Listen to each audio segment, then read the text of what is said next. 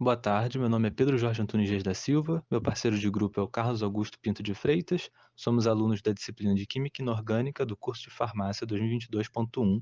Iremos apresentar um seminário com o tema sobre cobalto em antitumorais.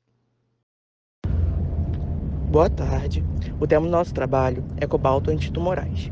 E para dar início a esse assunto, é importante entender que o câncer não é apenas uma doença, esse conjunto de mais de 100 doenças que tem como característica principal o crescimento desordenado de células que invadem os tecidos e órgãos.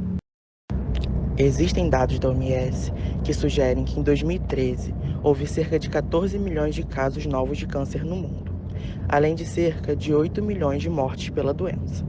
Além disso, ainda a OMS estima que em 2030 teremos cerca de 21 milhões de novos casos de câncer, além de 13 milhões de mortes pela doença, mostrando o crescimento dessa doença.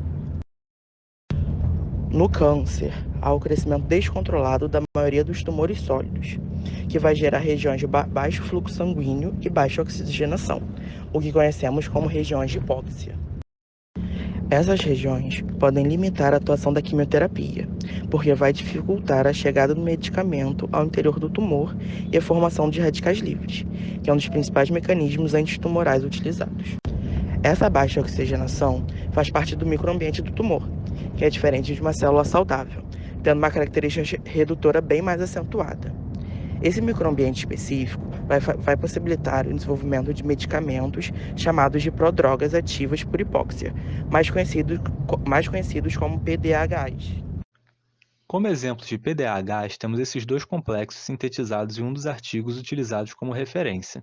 A estrutura dos dois é muito similar, sendo o cobalto 3 o íon central em ambos os casos. Além disso, ambos os complexos possuem um ligante tetraédrico e o mesmo ligante bidentado, que é um ligante triazólico responsável pela ação antitumoral do complexo. Em ambos os casos, o complexo apresenta 6 ligações, possuindo geometria octaédrica distorcida. Em outro artigo utilizado como referência, observamos a síntese e seleção de um grupo de complexos de cobalto. O ligante tetradentado, nesse caso, é uma base de chifre alifática, sofrendo modificações em seus grupamentos de um complexo para outro.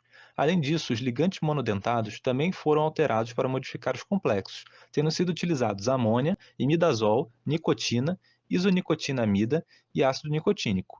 Na imagem de cima, podemos ver o esquema com diferentes grupamentos e ligantes, enquanto que na imagem de baixo vemos a molécula 1AC.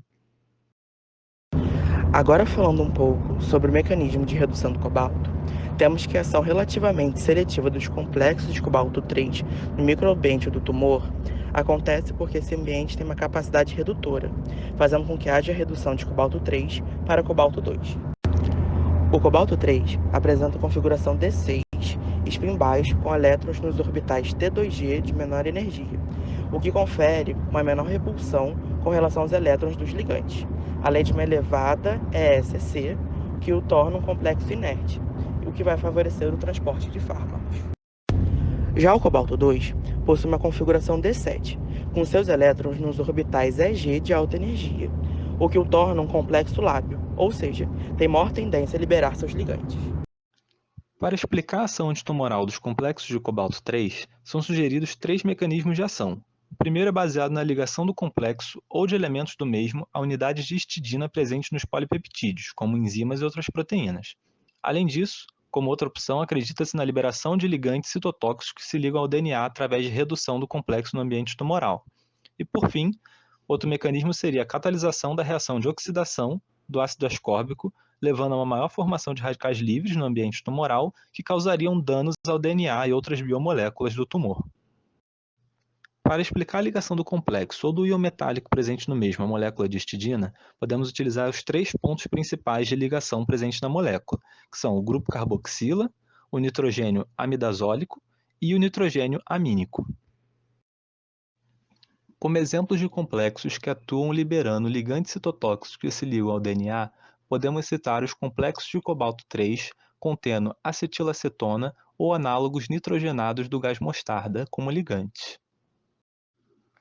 Por fim, como exemplos de complexos que promovem a catalisação da reação de oxidação do ácido ascórbico, formando maior número de radicais livres no ambiente tumoral, temos os complexos de cobalto 3 contendo fitalocianina ou vitamina B12 como ligantes. Essas foram as referências utilizadas para o seminário. Obrigado pela atenção.